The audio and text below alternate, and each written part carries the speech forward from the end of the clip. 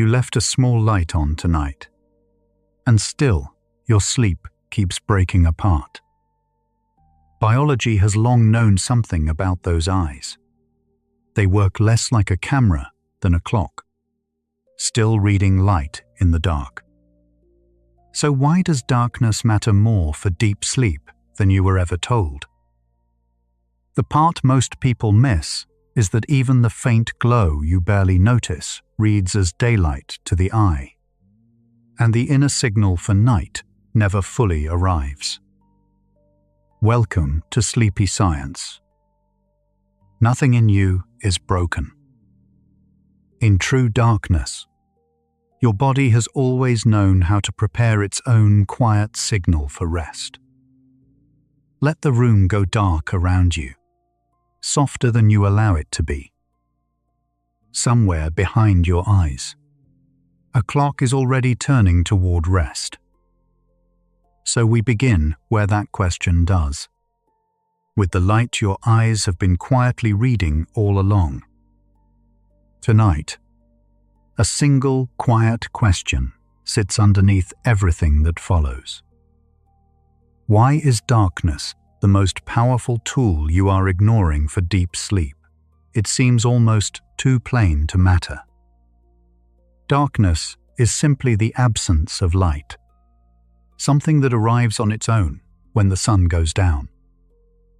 Yet the modern world has slowly erased it. Step outside after midnight in most cities, and the sky glows a soft orange. It is lit from below by street lamps and screens and signs that never rest. Your bedroom, even with the lights off, is rarely truly dark. And your body, shaped across a very long stretch of time, quietly notices the difference. We begin there, in the glow. The night you sleep in is brighter than almost any night your ancestors ever knew. A phone charging on the nightstand, a television left on standby, the thin line of a hallway light beneath the door. Each one adds a faint wash of brightness to the room. Outside, whole cities pour light upward into the clouds. Satellites drifting overhead can trace the shape of continents purely by the glow of human settlements. In only a handful of generations, we have wrapped the planet in a gentle, constant shine. It feels ordinary, even comforting. But this steady illumination is a very new arrangement. The body reading it is far older. For nearly all of human history, night meant something close to complete darkness. Once the sun set, the only light came from the moon, the scattered stars, and whatever small flame a person could tend. A candle or an ember gave off a warm, dim, flickering glow, nothing like the cool brightness of a modern bulb. When those flames went out, the world became genuinely black. It stayed that way until dawn. This deep, reliable darkness was the ordinary evening backdrop for countless generations. The human body developed inside that rhythm of bright day and truly dark night. It came to expect both halves as a matter of course. Because that pattern held for so long, the body learned to lean on it. Light and darkness became more than something to see by. They became information, a way of telling the hour without any clock. Your distant ancestors carried no watches, yet their bodies still knew when to grow alert and when to wind down. That knowledge was built inward, woven into the tissues themselves. The sun climbing the sky said one thing, the sky fading to black said another. Over time, this daily signal shaped how the body organized nearly everything it does. Darkness, in other words, was never empty. It was a message the body had come to rely upon. Inside you runs a kind of clock. One you cannot feel ticking. Scientists call it the circadian rhythm, from Latin words meaning roughly about a day. Over a cycle close to 24 hours. This internal timer guides when you feel awake, when hunger arrives, when body temperature rises and dips, and when the pull towards sleep grows strong.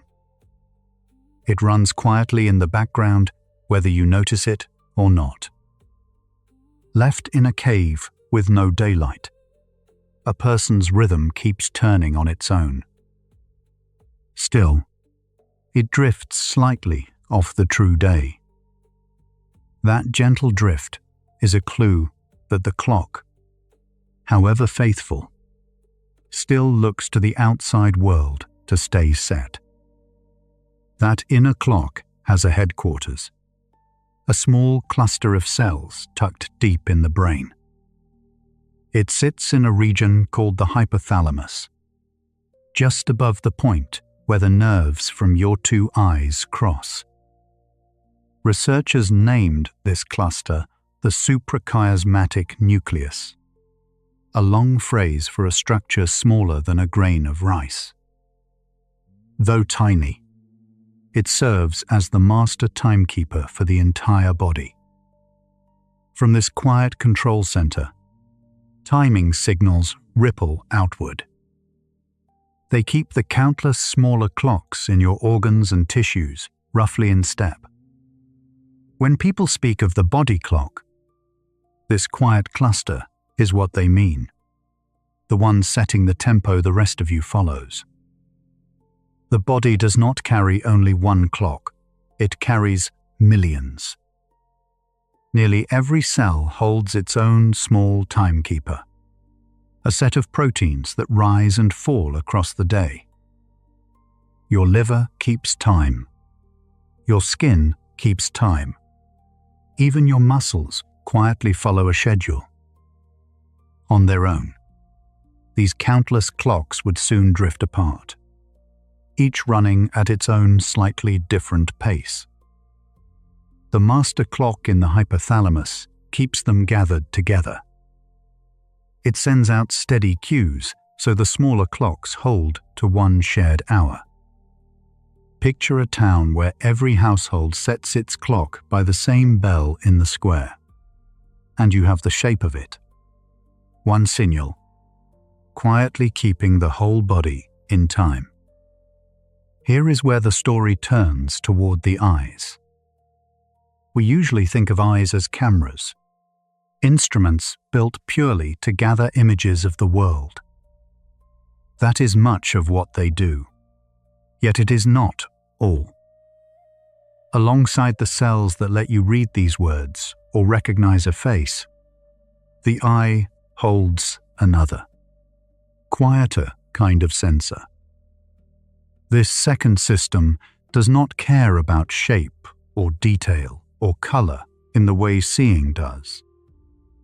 Instead, it measures something simpler and older. How much light is present, and what kind? Through this channel, the eye works less like a camera and more like a clock. It feeds the brain a steady sense of the hour. Only a little over 2 decades ago, researchers identified the cells behind this timekeeping sense. Threaded through the back of the eye, among the more familiar light-catching cells, lies a small population with a very different job. They are known as intrinsically photosensitive retinal ganglion cells, a mouthful that simply means they respond to light on their own. Unlike the cells that build detailed pictures, these are sparse and slow, and they do not sketch the scene in front of you.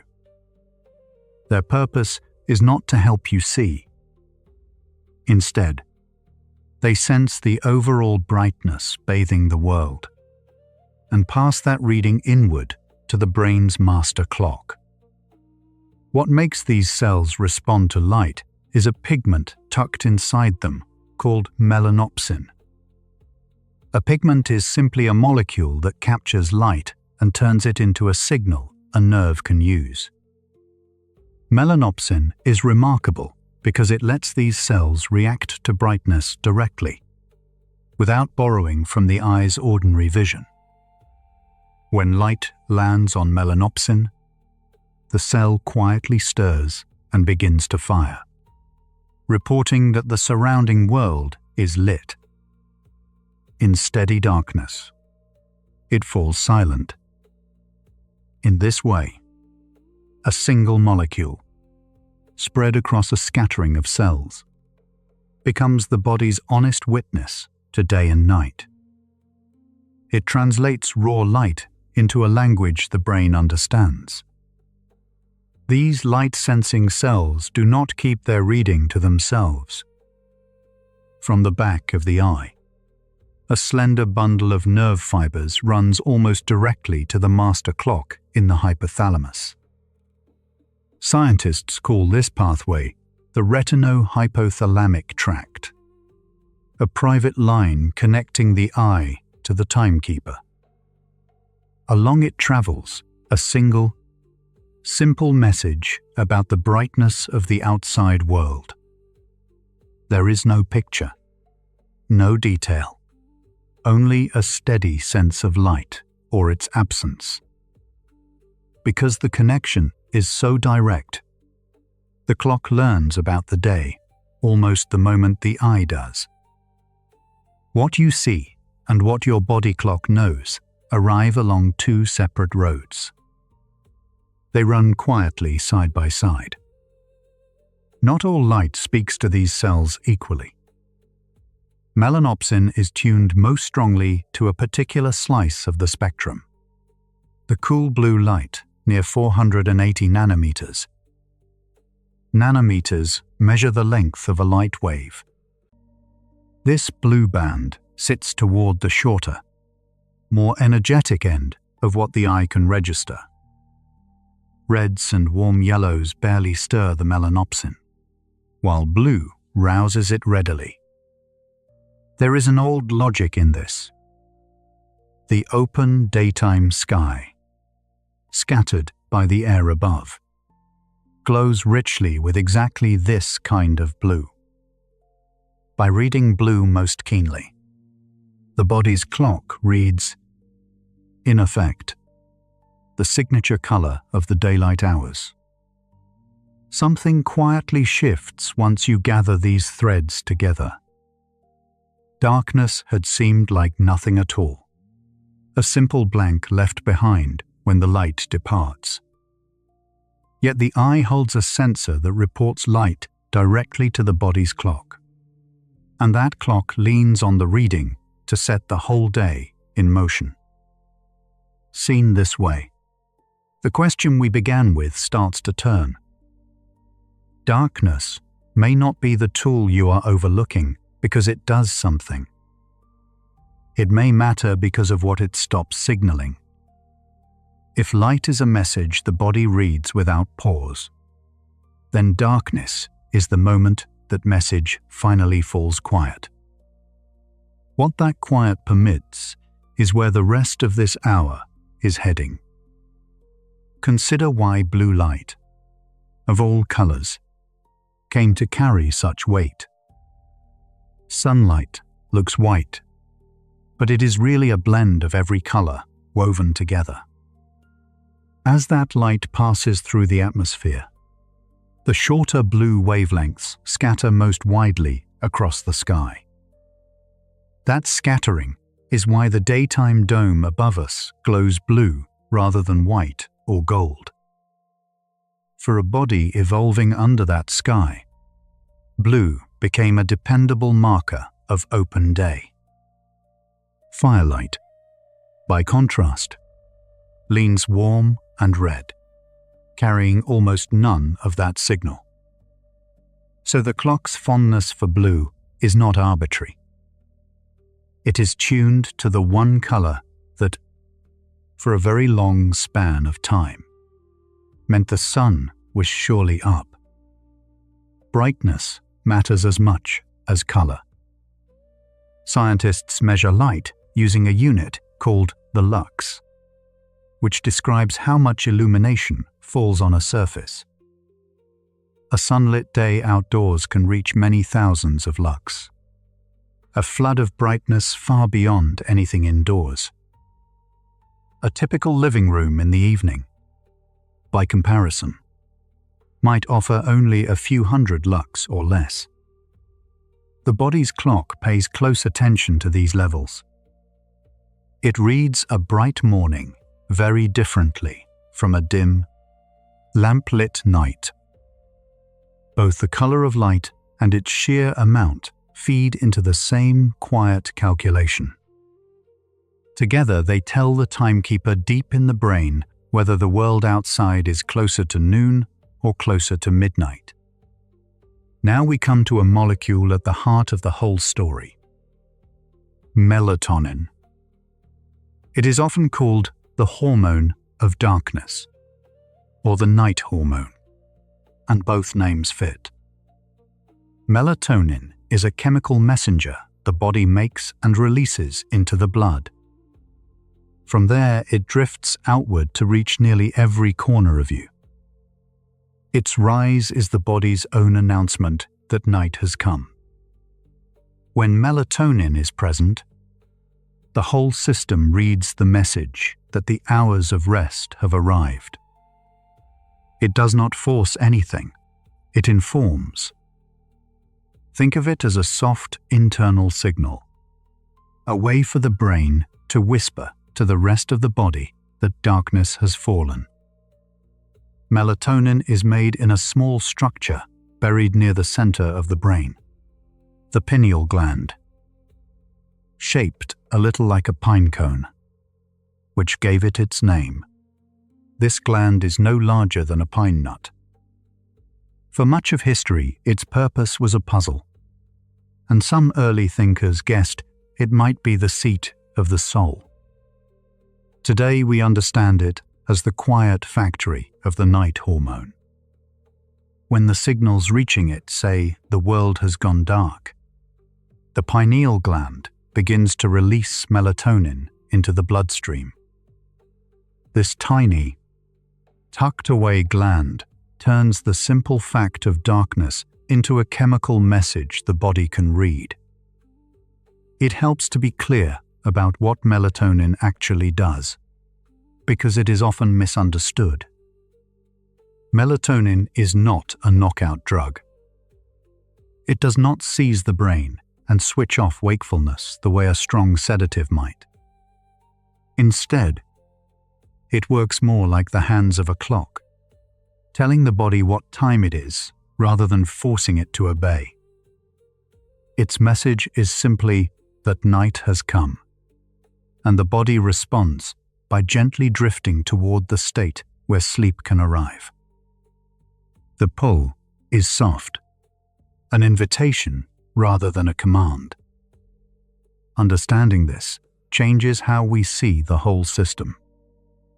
Melatonin schedules sleep and prepares the ground for it, but the resting itself unfolds on its own. So what sets this whole signal in motion?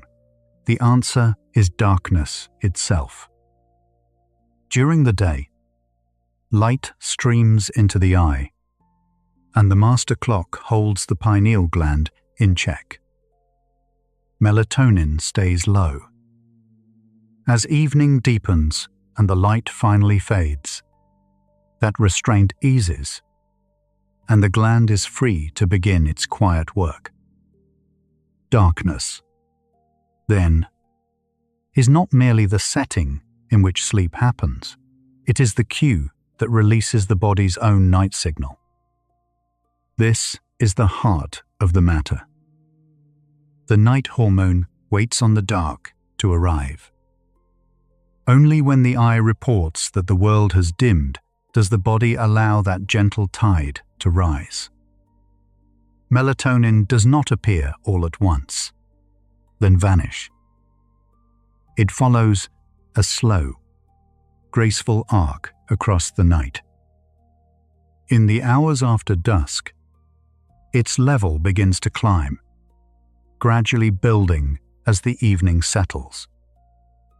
Somewhere in the deep middle of the night, it reaches its peak, then eases downward again, thinning away as morning approaches.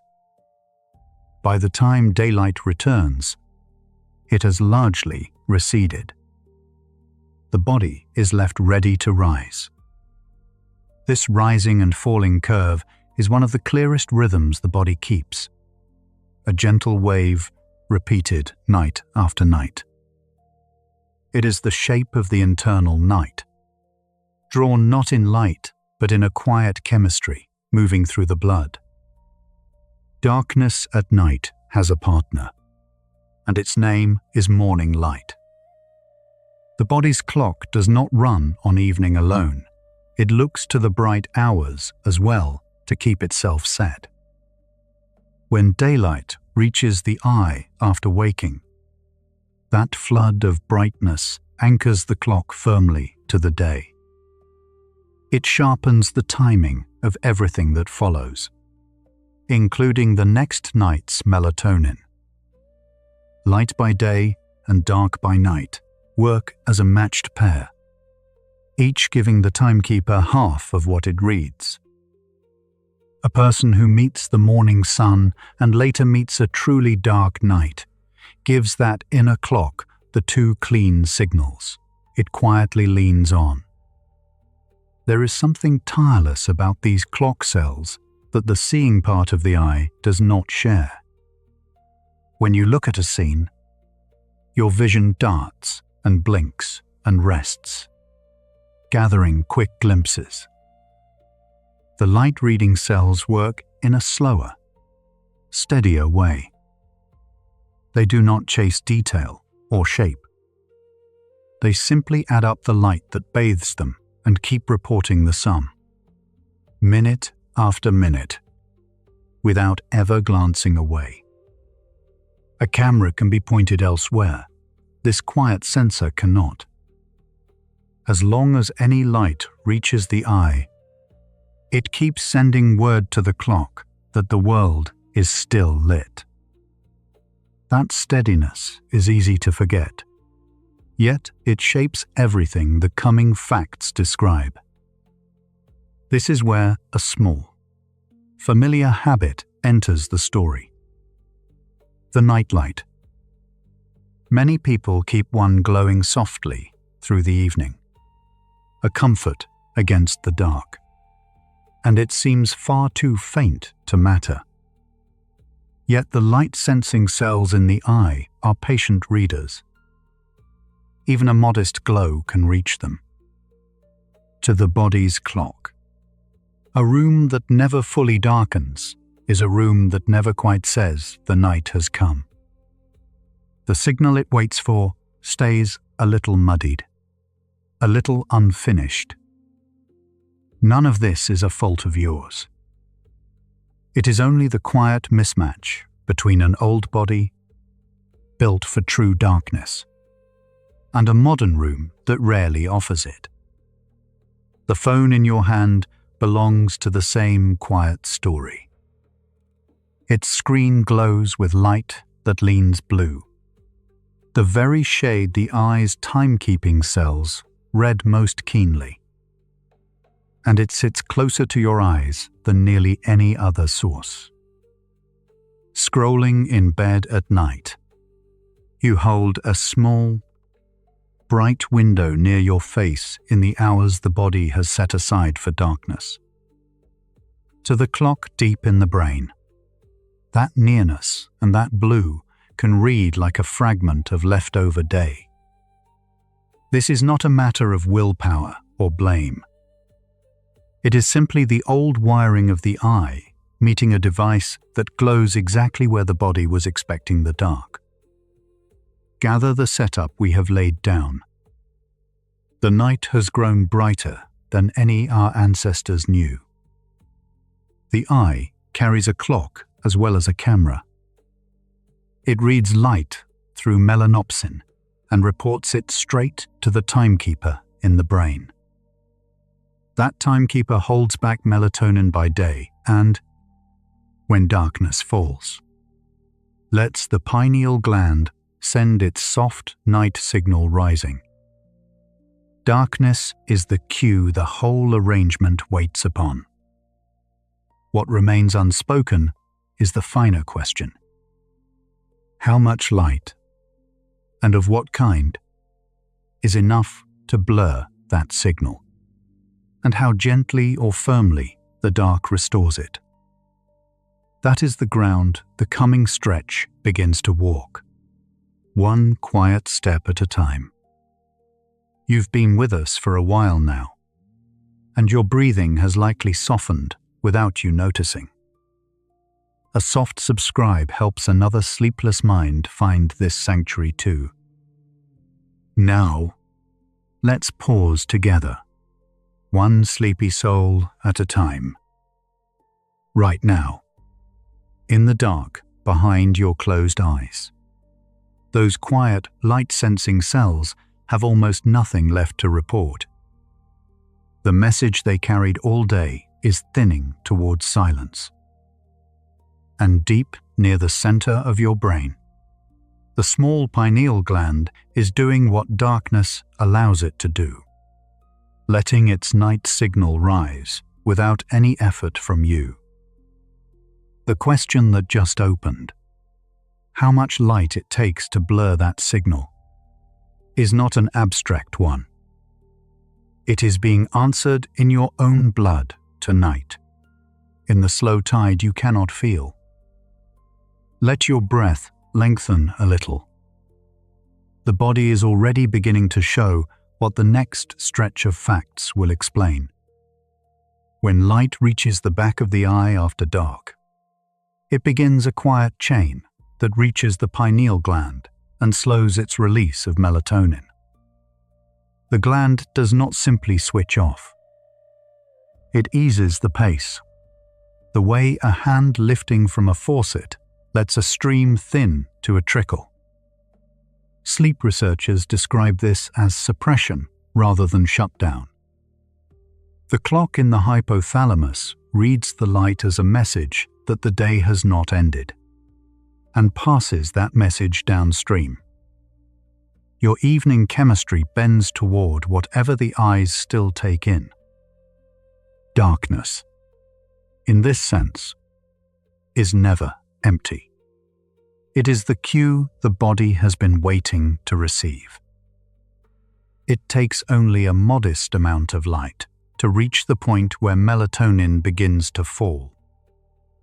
Researchers have found that ordinary indoor lighting in the hours before bed can be enough to lower the evening rise, even when the room feels comfortably soft to the eye. The retina is far more responsive to dim illumination than most people expect, because the cells that report light level to the clock keep working long after the room looks dark to us. A lamp that seems gentle can still register as daytime to the deeper system. What your eyes call dim and what your clock calls dark are not the same reading. The brighter the light, the more the evening melatonin curve tends to bend downward. This is a graded response, not an all or nothing switch. Move from a dim bulb to a bright ceiling fixture, and the suppression grows with it, following the rise in brightness fairly closely. Scientists measure this illumination in units called lux, and the pattern that emerges is a smooth curve. A little more light, a little more suppression. This is why the same room can feel different to your body depending only on how many lamps are lit. The eye is quietly totaling the brightness around you and reporting the sum to the clock. Moment by moment. Not all light weighs the same to the evening clock. The melanopsin pigment that reports light to the hypothalamus responds most strongly to the blue portion of the spectrum, near the range of a clear midday sky. Light rich in these shorter wavelengths lowers melatonin more, unit for unit, than warmer light of the same brightness. This is why a cool white glow and a warm amber glow can register so differently even when they look similar in strength. The color of your evening light, not only its brightness, shapes how the message lands. 1. Dim tones speak more softly to the part of the eye that keeps time. How long the light lasts also enters the equation. A brief glance at a bright screen and an hour bathed in the same light are not read the same way. The longer the exposure, the more sustained the pull on melatonin. Timing matters alongside duration, because the same light carries a different meaning at 9 in the evening than at noon. Light in the hours when melatonin would naturally be rising has the firmest grip on it.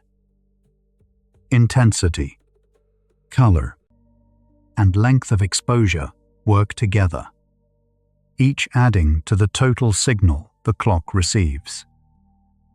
Your night is shaped less by one factor than by their quiet sum. Modern screens and the light-emitting diodes behind them tend to be rich in exactly the wavelengths the evening clock reads most keenly. A phone or tablet held close to the face fills much of the visual field with this blue-weighted glow, delivered from only a hand's length away. The nearness matters, because light falls off with distance, and a small screen held near the eyes can rival a larger source farther off. Many devices now offer warmer evening modes that shift the color toward amber, easing the load on the timing system. The glow itself is neutral. It is the spectrum and the hour that give it weight. Sleep scientists mark the clock using a moment called dim light melatonin onset, often shortened to DLMO, measured in very low light, so that the testing does not itself suppress the hormone. It captures the evening point when melatonin first climbs toward its nightly peak. This onset tends to arrive a couple of hours before a person's habitual sleep time, a quiet, internal signal that night is approaching. Because it is steady and measurable, dim light melatonin onset gives researchers a reliable window into where an individual clock is set. It turns something invisible, the body's private sense of evening, into a marker that can be observed and gently studied. Light does more than lower melatonin in the moment. It can nudge the whole clock earlier or later. Bright light in the evening tends to delay the timing system, pushing the melatonin rise to a later hour, so the sense of night arrives further behind. The same light in the early morning has the opposite effect, drawing the clock forward. This is why evening light and morning light pull the clock in opposite directions. The clock is not fixed, it drifts and resets according to when light arrives. Evening shadow and morning brightness are two hands setting the same dial from opposite sides. It helps to see melatonin less as a sleeping draft and more as a messenger carrying a single word: night. It does not force the body under the way a strong sedative might. Instead, it announces that darkness has come and lets the rest of the system arrange itself around that news. Sleep tends to follow. but as a response to the signal rather than a switch being thrown. This is a gentle framing of the older idea of a natural sleeping pill. The gland is not putting you under. It is telling the body what time it is, and trusting the body to answer in its own way. Even a short burst of light in the middle of the night can press the melatonin curve back down. A bright bathroom at 3 in the morning. A passing screen. A hallway fixture. Each can register as a small dose of daytime and briefly interrupt the hormone's flow. The system recovers, and melatonin often climbs again once darkness returns. Yet the pause is real while it lasts. This is why very low, warm lighting is gentler for those brief nighttime moments. The clock does not weigh intention. It simply reads whatever reaches the eye and adjusts the evening chemistry to match. People differ in how strongly the same light bends their melatonin. Give a group the identical evening glow, and some will show a deep dip in the hormone, while others barely move. A spread that researchers have measured across many individuals. Age, recent light history, and even the color of one's eyes may play a part in this sensitivity. There is no single number that fits everyone, only a range. This variation is a quiet reminder that the clock is personal. Your own eyes may read a lamp more or less keenly than the person beside you. The same room can be a slightly different night for each of us. Melatonin does not keep time alone. Running roughly opposite to it across the day is cortisol, a hormone that tends to be lowest in the deep of night and rises toward the early morning, helping lift the body toward waking. Where melatonin says night. This counter-rhythm leans toward day, and the two trace mirrored curves around the same 24 hours. Morning light supports the natural climb of this waking signal, just as evening darkness supports the melatonin rise. The clock keeps two hands, not one, a chemistry of dusk and a chemistry of dawn, each quietly balancing the other through the turning of the day. Seen together, these two signals form one paired clock. Darkness, building the message of night. Light, building the message of day. Neither works alone. Each gains its meaning from the other. A night without true darkness leaves the evening signal faint, just as a day without bright light leaves the waking signal weak. The question we began with, why darkness might be the quiet tool so easily set aside, starts to turn here. Darkness may not be mere absence, the empty backdrop to light, but an input in its own right, something the body actively reads. What the next facts follow is what that reading asks of the night. Once the evening rise of melatonin has begun, it becomes the most yielding to light. In this window, the couple of hours before habitual sleep, when the hormone is climbing, a bright room can flatten the curve that was just starting to build. The same light earlier in the afternoon would meet almost no melatonin to lower. This is why the hour of exposure carries so much weight. It is not only how bright or how blue the light is, but whether it arrives while the night signal is trying to gather. Dimming as evening deepens works with that gathering rather than against it. Step back, and a single picture holds all of this together. The eye is never only a window for seeing. It is a steady reporter of light level, sending the clock a running account of how bright the world remains. From that account, the body decides how much of the night's chemistry to release, and when. Intensity, color, timing, and duration all fold into one continuous message. The amount of darkness your eyes actually receive across the evening becomes the raw shape of the night that follows. It is a quiet conversation between the light around you and the clock within, carried on without a single word. The evening has grown quieter around you, and the light in the room, whatever is left of it, is still being read, softly, without any effort on your part.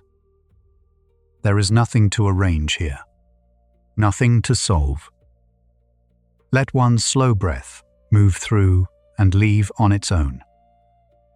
We're drifting through the science of darkness together, in no hurry to arrive anywhere. Let's keep going, gently. Because melatonin is a signal about time, the hour it arrives shapes what it means. When darkness settles, the pineal gland begins releasing it slowly, and that rising level tells the body that biological night has come. But a signal can be read early, read late, or read at the wrong hour entirely. If it climbs too soon, night seems to fall before the day is done. If it climbs too late, sleep keeps drifting out of reach. This is why the same amount of the hormone can help one night and unsettle another. What matters is not only that the message is sent, but whether it lands when the body is ready to receive it. A supplement of melatonin and the melatonin your body makes are the same molecule, yet they arrive in different ways. Your own supply builds gradually across the evening, shaped by the darkness around you and the rhythm of your inner clock. A pill delivers a sudden amount all at once, often far more than the body would ever release on its own. Studies suggest that very small quantities, taken at the right moment, can nudge the clock, while larger doses mostly add a faint drowsiness without teaching the clock anything new. The body's own version is patient and precise. The supplement is blunt by comparison, useful only when timed with care. Timing changes what melatonin does. The same small dose can pull your clock in opposite directions depending on the hour you take it. Taken in the late afternoon or early evening, it can shift the body toward an earlier night. Taken in the early morning, it can push the whole rhythm later instead. Scientists map this with what they call a phase response curve, a chart of how a cue moves the clock at each point in the day. Without knowing where your own night begins, a supplement becomes a guess. This is one reason the same product helps one person and leaves another feeling groggy and out of step. Light carries its own timing rules, and they mirror melatonin's. A burst of bright light in the early part of your biological night tends to delay the clock, teaching the body that night has not quite begun. That same light near dawn does the opposite, pulling the rhythm earlier. This is why a late evening spent under bright lamps can leave sleep drifting further away each night. The eye's clock cells read not only how bright a light is, but when it falls. A glow that would be harmless at noon becomes a very different message at midnight. The hour is part of the information the body receives. Many people live on two clocks that quietly disagree. On free days, the body drifts toward the schedule it prefers, waking and sleeping by its own rhythm. On working days, an alarm overrides that rhythm and pulls everything earlier. Chronobiologists gave this mismatch a name: social jet lag. It is the feeling of crossing time zones without ever leaving home. The gap between the body's night and the schedule's night can stretch across hours, and the body registers the difference the way it registers travel, with a fatigue that lingers into the week. Darkness at bedtime helps little if the hour of that bedtime keeps shifting beneath it. No two clocks are set quite alike. Some people carry an inner rhythm that leans early, growing alert soon after dawn, while others lean late, reaching their steadiest hours long after sunset. This tendency, called chronotype, is shaped partly by genes and partly by age, and it shifts across a lifetime. It means the same darkened room can suit one person and work against another. A schedule that feels natural to an early riser can leave a late type staring at the ceiling, their melatonin not yet risen. Darkness sets the stage, but the timing of the performance differs from body to body. There is no single correct hour for everyone. It is tempting to reach for a single fix: a pill, a blackout mask, a darkened screen, and expect sleep to follow. The body rarely responds to one lever pulled in isolation. Melatonin taken nightly, without attention to timing, can lose its gentle usefulness. Darkness held only in the bedroom does little if the rest of the evening stays bright. The clock reads the whole day, not a single gesture at its end. Researchers tend to describe sleep as a rhythm maintained across many hours, rather than a state summoned in a moment. Leaning too heavily on one tool can quietly hide the pattern that actually governs the night. Darkness at night carries only half of the clock's information. The clock that reads the dark also reads the light, and it draws much of its strength from the bright hours of the day. Morning light, in particular, acts like a firm hand resetting the clock, anchoring it so that night arrives on time. Without that daytime signal, the rhythm can drift, growing shallow and uncertain. A person who spends day and night in dim indoor light gives the clock little to work with. Darkness does its quiet work best when the day has been genuinely bright. Even a flawless dark can miss its mark on a clock that has drifted off the hour. The clock does not judge a single moment. It gathers information across the whole day and averages it. A few minutes of dim light weigh less than hours of it, and the body registers both the brightness and how long it lasts.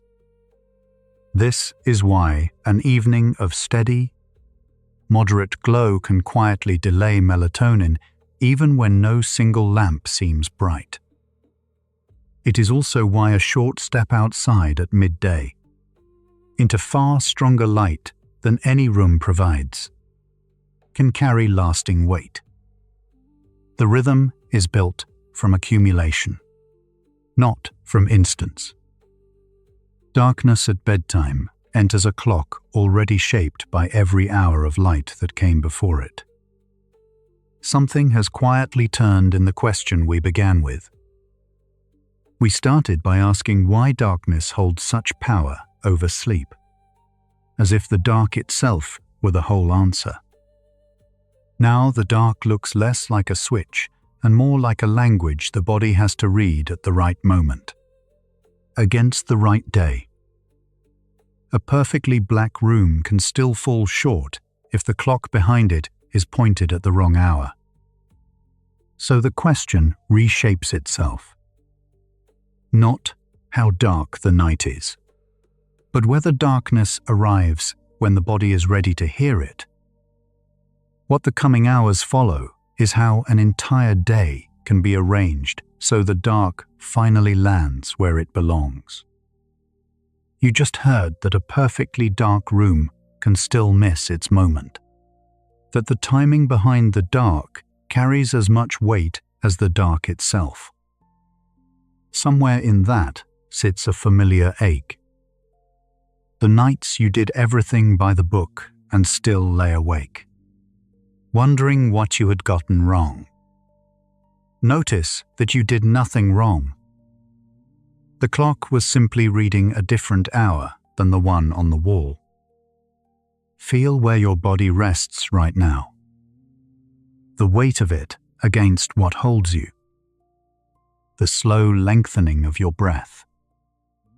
The hours ahead follow this quietly, not toward another rule to keep, but toward a rhythm your body already remembers how to find.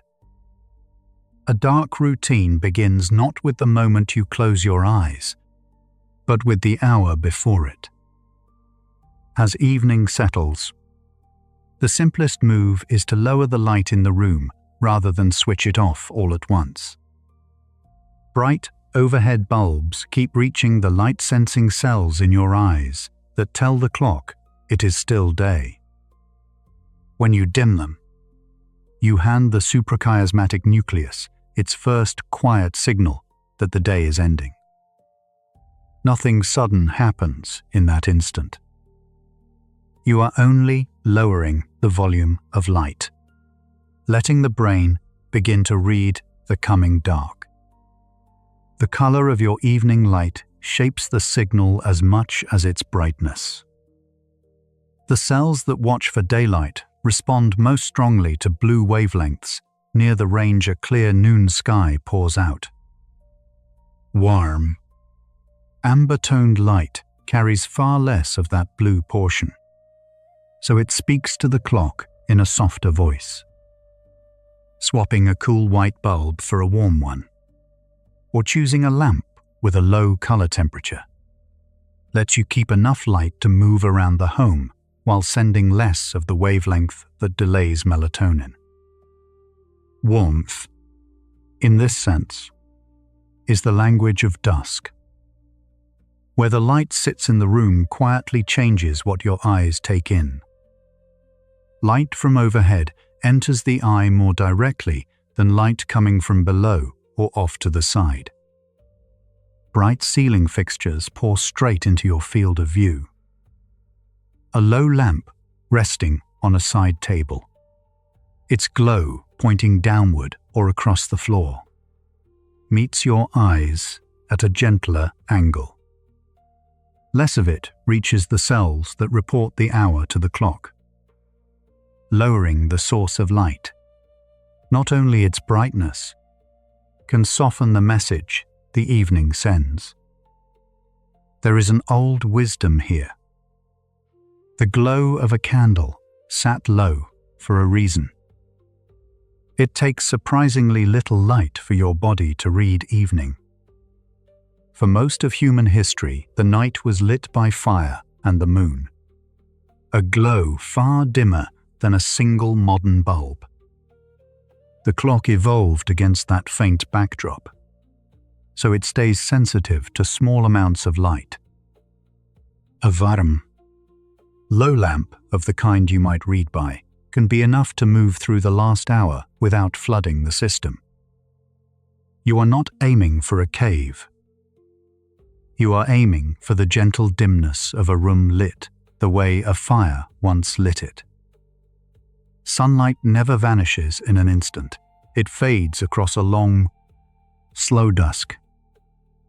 You can echo that fade indoors by lowering the light in stages over the final hour, rather than dropping from bright to dark in a single step. A gradual dimming lets the clock track a familiar slope, the same descent it followed for hundreds of thousands of years. Some people set lamps on dimmers. Others simply turn off one light at a time as bedtime nears. The pattern matters more than the method.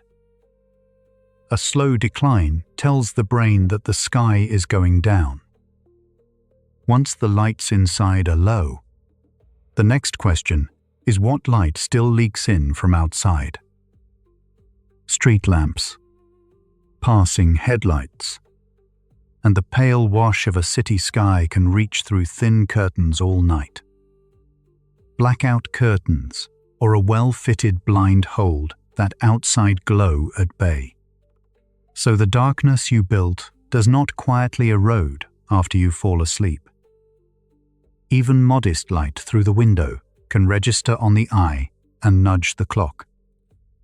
Sealing the room against it is one of the plainest ways to let the night stay whole from the first hour to the last. Modern bedrooms glow with small lights we stop noticing. A charger's amber dot, a television's standby glow, the bright face of an alarm clock, the pinprick on a power strip. Each adds a little light to a room meant for dark. Alone, any one seems trivial, yet together they lift the darkness a fraction, turning them away from the bed, covering them with a piece of tape, or unplugging what you can lets the room fall closer to true black. The clock reads the light that reaches the eye, and it does not know these dots are small. Even with the room dark, your closed eyelids are not a perfect shade. Thin skin lets some light pass through, especially the longer, reddish wavelengths. So a bright morning or a passing light can still reach the eye behind the lid. A soft sleep mask closes that last gap, holding darkness against the eyes through the whole night. Studies of people sleeping with and without masks suggest the deeper, steadier dark can support the way melatonin holds through the small hours. It is a simple layer, resting where the light would otherwise slip in. Screens ask for a gentler handling rather than a hard ban. The glow of a phone or tablet is rich in the very blue wavelengths the clock watches for, held close to the face where it fills much of your view. Warm shift settings, sometimes called night mode, pull the display toward amber and lower the blue portion the eye receives. It does not erase the effect, yet it softens the signal a screen sends after dark. If a screen stays in your evening, tilting its color toward warmth is a small way to make its light speak more quietly to the clock. Brightness and distance shape a screen's reach as much as its color. A display turned down to a low glow sends far less light into the eye than one burning at full strength in a dark room, where the contrast alone makes it feel like a small sun. Holding a device farther from your face lets the light spread and fade before it arrives. Lowering the brightness, then setting the screen down a little farther away, trims the dose of evening light without asking you to give the screen up entirely. The clock responds to how much light lands, not to intention. There is a quiet value in setting the screen down before the final stretch of the evening. The last stretch before bed is when the clock is most open to being nudged. And it is also when many of us reach for a phone out of habit. Choosing to close the device even a little earlier lets the dark you built stay uninterrupted through those closing minutes. In its place, low warm light, a book, or simply sitting in the dimness gives the eyes less to process. The routine is less about forbidding the screen than about letting the dark have the last word. A routine works partly because the room itself becomes a signal. When the bedroom is consistently dim and quiet at night, the brain begins to link that setting with the descent into sleep, the way a familiar chair invites you to rest. Bright light, work, and screens in the same space blur that link. Keeping the bedroom low-lit and calm lets darkness and the bed belong to each other in the mind. Over time, the room stops being a place you happen to sleep in and becomes a cue that helps the clock know where the day is meant to end. Beneath every piece of this routine sits one quiet turn in the question we started with. We began by asking why darkness is the tool you keep setting aside. Now it looks less like a single switch and more like a rhythm the clock learns by repetition.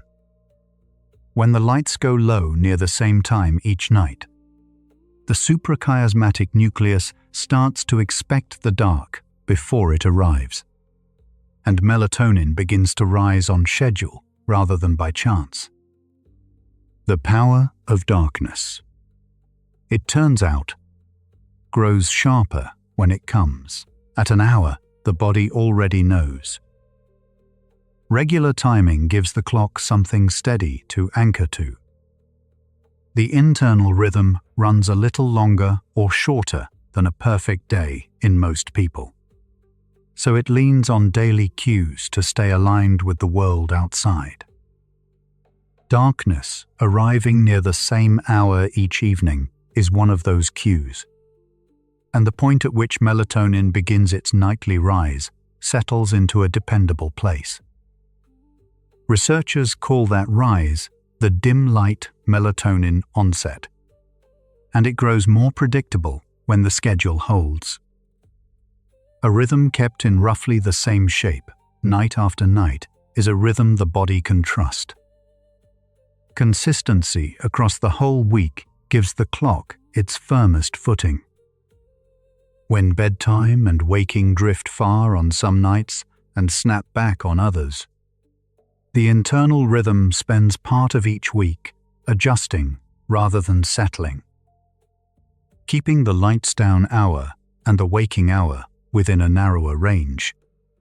Even when the days differ, lets the clock hold its place. This is not about rigid sameness or watching a schedule with strain. It is about offering the body a rhythm steady enough to lean on, so the darkness you build lands on a clock that already knows roughly when to expect it. A dark night is only half of what the clock reads, and the routine stays unfinished until the day is bright too. The clock reads the difference between light and dark across the whole day, so morning light is the other half of the signal. Bright light early in the day, especially within the first hours after waking, tells the suprachiasmatic nucleus that the day has clearly begun. That firm morning marker helps set the timing of the evening rise in melatonin many hours later. Building a dark night starts, in a sense, with letting the morning be genuinely bright. Outdoor light carries a brightness indoor rooms rarely match. A well-lit home might glow at a level that feels bright to the eye, yet it is often a fraction of what an open sky delivers, even one hidden behind clouds. Stepping outside soon after waking, or sitting by a window that faces the sky, floods the eyes with far more of the signal the clock uses to mark morning. On an overcast day, the light still runs high compared with any lamp. A few minutes under the real sky gives the clock a stronger anchor than most rooms can offer. Morning light does more than wake you. It sets the timing of the coming night. When bright light reaches the eye early, the clock reads it as a firm start and adjusts the whole day's rhythm around it. Including the hour melatonin will rise again after dark. Light met early tends to pull the rhythm earlier, helping evening sleepiness arrive at a reasonable time. In this way, the brightness of your morning quietly shapes the darkness of your night. The two ends of the day are not separate events, but a single rhythm read from light and its absence. The clock does not measure light or dark alone. It measures the contrast between them. A day that runs bright and a night that runs truly dark give the suprachiasmatic nucleus a clear, high-contrast signal, easy to read and hard to mistake. A day spent in dim indoor light, followed by a night spotted with screens and standby glows, flattens that contrast, and the message grows muddy. Building strong darkness at night and seeking real brightness by day are two halves of the same act. You are widening the gap the clock relies on to know which way the day is turning. Scientists describe the strength of a daily rhythm by its amplitude, the height of its peaks against its troughs. A rhythm with high amplitude climbs firmly into daytime alertness and sinks deeply into nighttime rest, while a flattened one blurs the two. Strong light by day and deep dark by night tend to raise that amplitude, sharpening the swing between wake and sleep. A robust rhythm is one the body reads with confidence. By pairing a bright morning with a dark evening, you are not only shifting timing, but deepening the very contrast that gives the rhythm its shape. Daytime indoor light is often dimmer than it feels. The eye adjusts so smoothly that a room lit for comfort can seem plenty bright, even while it sends the clock a signal far weaker than daylight. That gentle dimness by day, followed by artificial light after dark, can leave the rhythm reading a narrow band of light around the clock, letting more daylight into your daytime. By working near a window or stepping outside, lifts the bright half of the signal. The goal is a day that is clearly a day, so the night can be clearly a night. A routine's quiet gift is that it asks less of your willpower over time. At first, dimming the lights and stepping into morning brightness take deliberate effort. As the pattern repeats, the clock begins to anticipate each cue, and sleepiness starts to arrive on its own near the familiar hour. The body moves from being pushed towards sleep to leaning into it. What began as a set of choices becomes a rhythm that carries itself. The dark routine works best not as a nightly task to perform, but as a groove the days settle into and follow. Seen whole, all of this is one signal spread across the day, rather than a handful of separate tips. The bright morning, the daylight hours, the slow evening dimming, the sealed dark of the bedroom. Each is a note in a single pattern of light and its absence that the clock reads across every hour. No single piece carries the whole message. It is the shape of the full day, bright through its bright hours and dark through its dark ones, that the suprachiasmatic nucleus follows. Your routine is really the way you compose that shape. Darkness through the entire night lets melatonin do its long, quiet work. Once the rise begins after dusk, the hormone stays elevated for hours, marking the whole span of biological night for the body's tissues. Light reaching the eye at any point in that span can trim the signal short, even briefly. A room held dark from the first hour to the waking one lets melatonin keep its steady presence through the small hours, uninterrupted. The dark you build is not only for falling asleep, it is for holding the night open across all the hours the body spends inside it. Here is what the whole routine has been quietly showing. Darkness is not a way of winding down before sleep. It is raw material. The brain does not relax its way into melatonin. It manufactures the hormone from the plain absence of light reaching the clock. Take away the light, and the pineal gland is handed what it uses to build the body's own signal for night.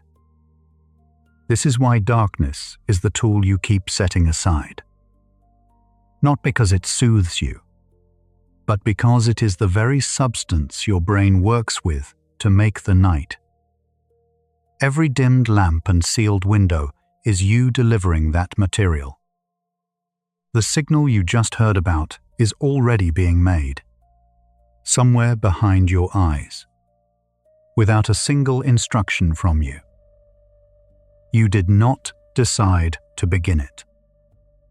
You only lowered the light, and the machinery took the darkness and started to work. There is nothing here to try harder at. The material has been delivered, and the pineal gland knows what to do with it far better than effort ever could. Let your hands rest open. What we have been circling all this hour is close now. The dark asks nothing of you but to arrive. Feel how little the night requires. It is not waiting for you to earn it. It is only waiting for the light to go. By now the science has said what it can, and what remains is quieter. Your body has carried the memory of true darkness far longer than it has known the glow of a bulb. For most of human time, evening meant deep, dark, and every rhythm inside you was tuned to it. The pineal gland, the light-reading cells, the clock deep in the brain, all shaped by nights without a single lamp. The dark you are learning to allow is the one you were built for. Darkness asks nothing of you. It does not require you to try, or to earn it, or to do it correctly. The moment the light withdraws, your body begins its own slow preparation, the way it has on every night before this one. There is no technique here, no effort to hold. You only let the room go dim and let the dark do the quiet work it already knows. Rest, it turns out, was never a task you were meant to complete. When the light finally leaves, something in you answers. The pineal gland releases its slow signal, a message written in the language of night. It does not force sleep the way a switch forces a light. It simply tells the body, gently, that the day is done. Researchers describe it less as a sedative than as a tide, rising when the dark arrives, ebbing when morning returns. Tonight, in the quiet, that tide is already turning toward you. A room going dark is a message the whole body reads at once. Not only the eyes, but the clock they report to, and the glands that clock quietly conducts. Every system leans, together, toward the same soft conclusion.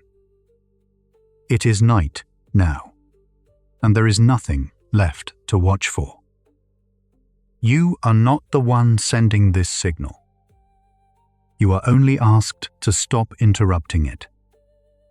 In darkness, the message finally arrives whole, the way it was always meant to. Notice the weight of your own body against the bed.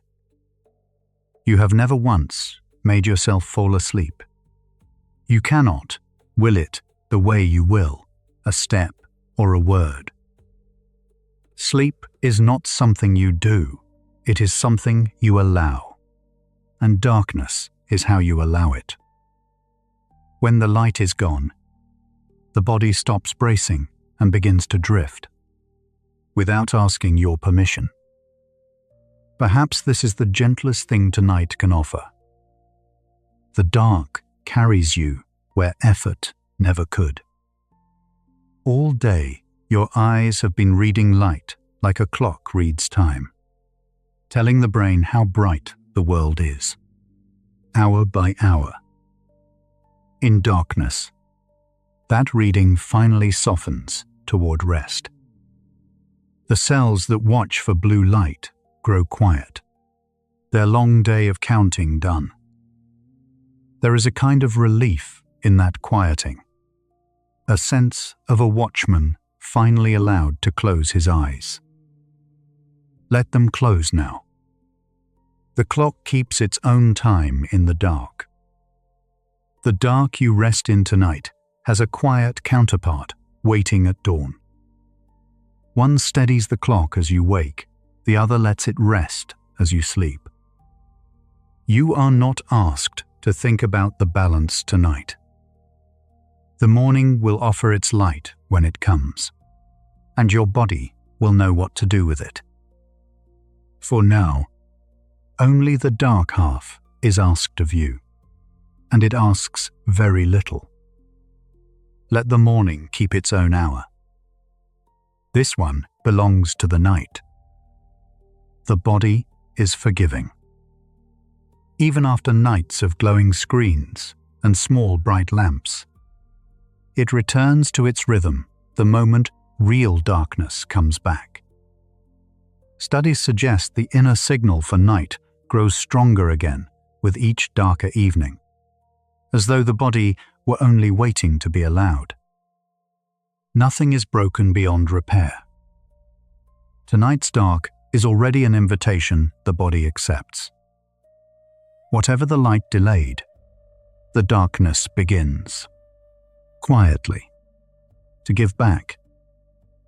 Deep in the brain, a small cluster of cells has tracked the turning of day and night your whole life, without a single thought from you. You have not once had to count the hours for it to keep them. It knows what time it is even now, in the dark, even as your mind lets go of the numbers. There is comfort in being kept this way, carried by a timekeeper that never asks you to stay awake for it. Every person who ever lived slept under the same darkness you are resting in now. Before the lamp, before the screen, there was only the dark and the body's quiet answer to it. The signal rising in you tonight is the same one that carried them into sleep beneath open skies. You are not doing anything new. You are joining something very old, a long line of resting bodies handing the night, gently, from one to the next.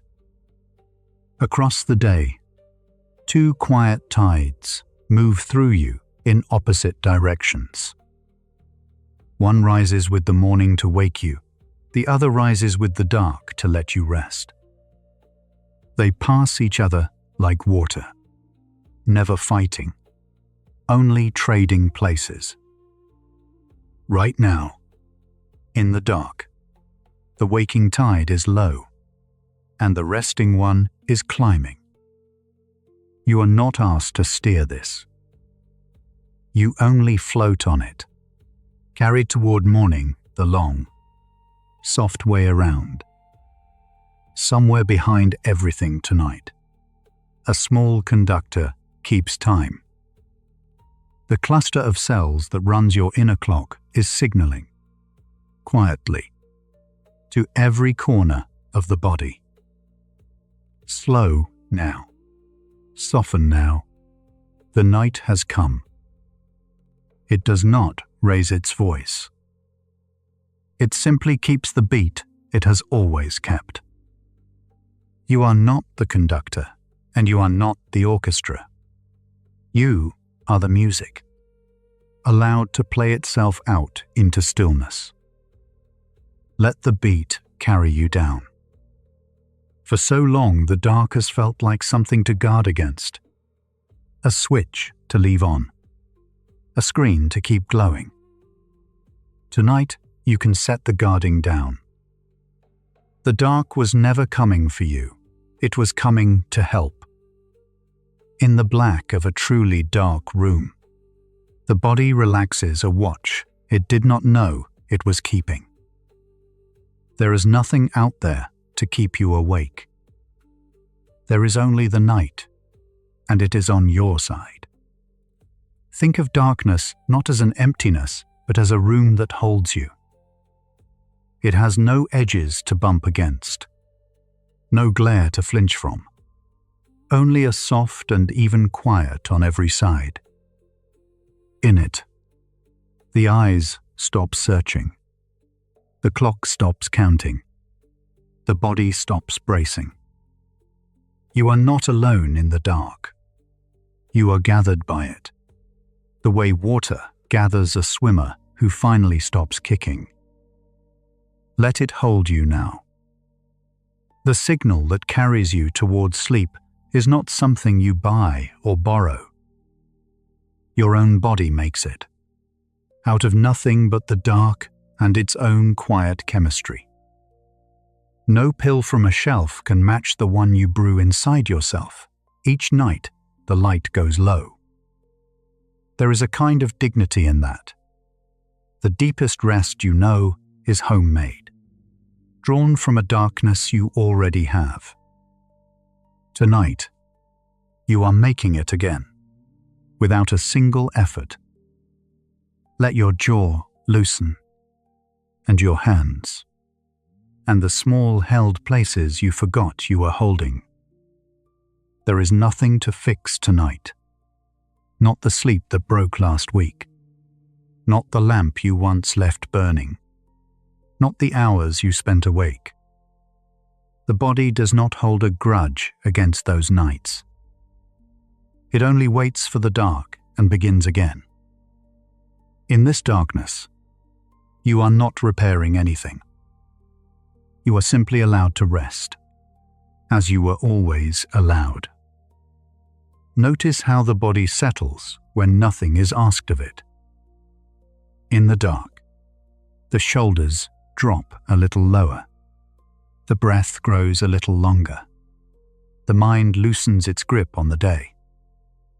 None of this is something you are doing.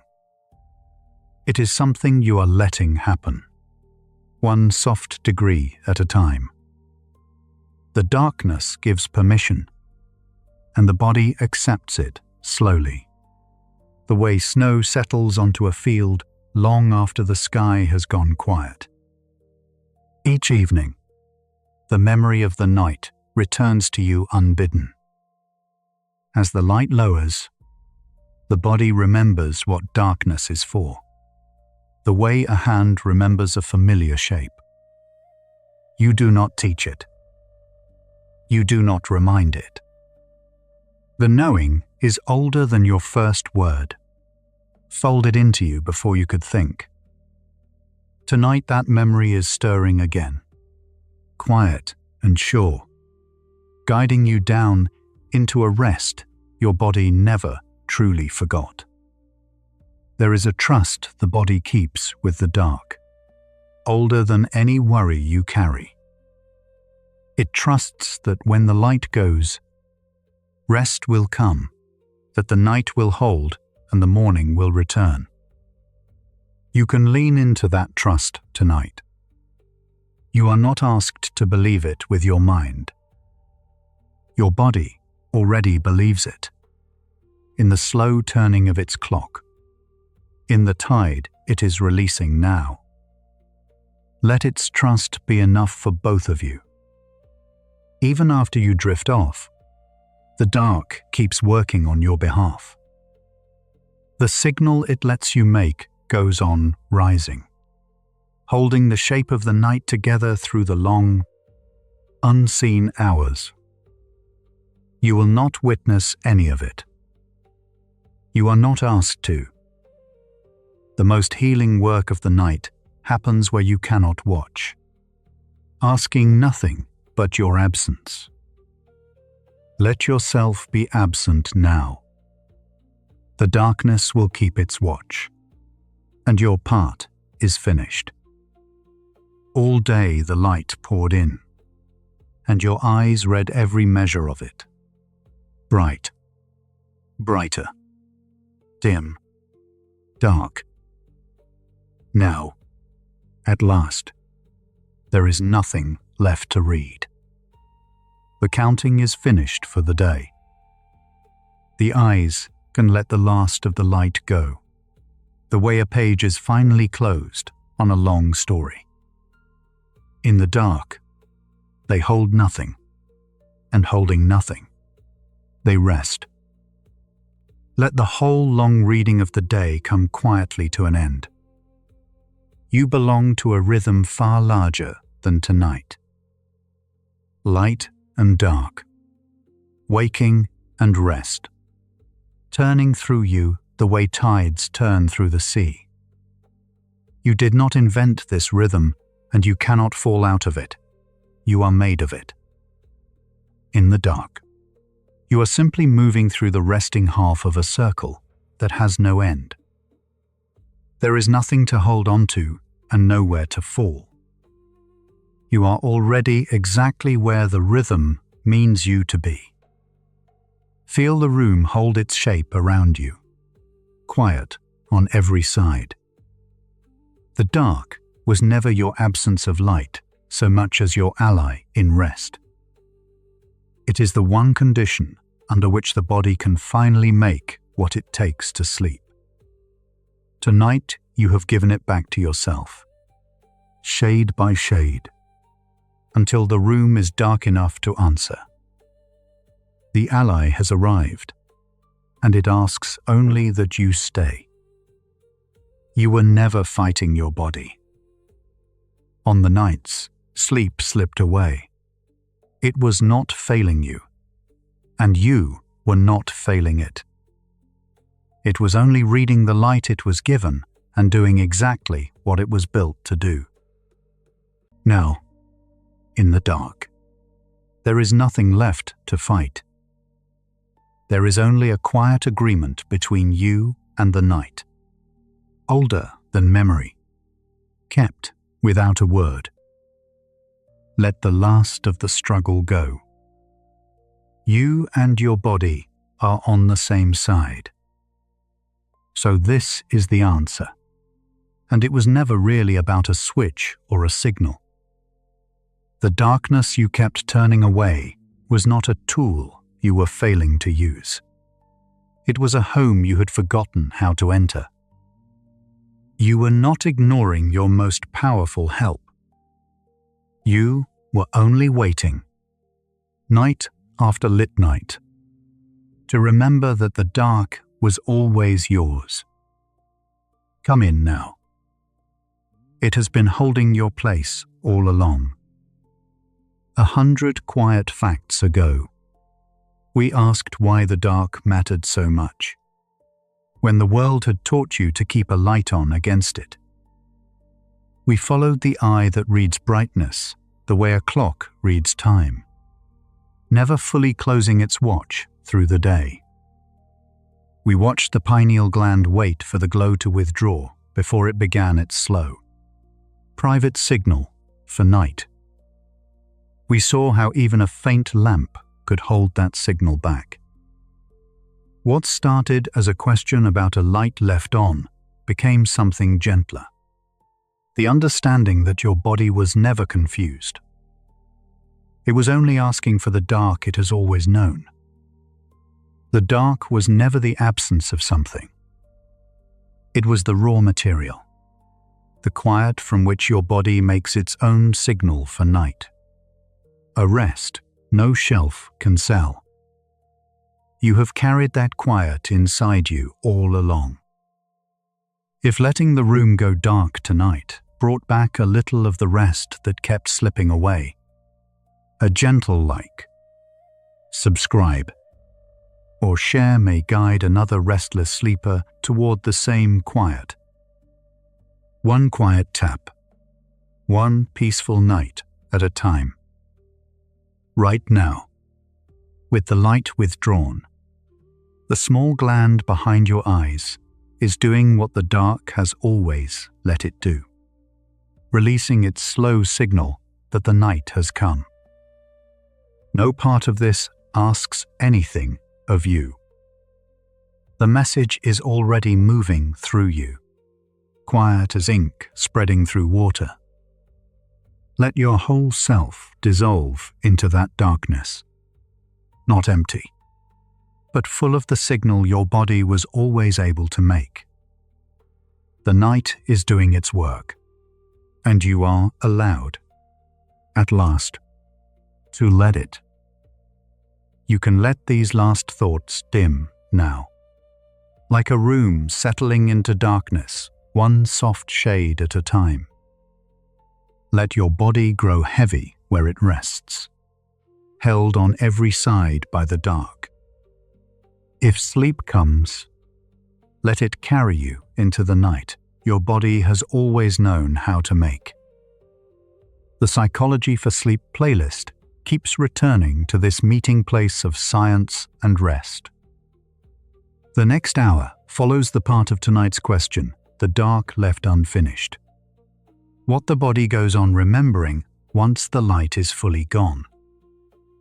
That hour is waiting whenever you are ready.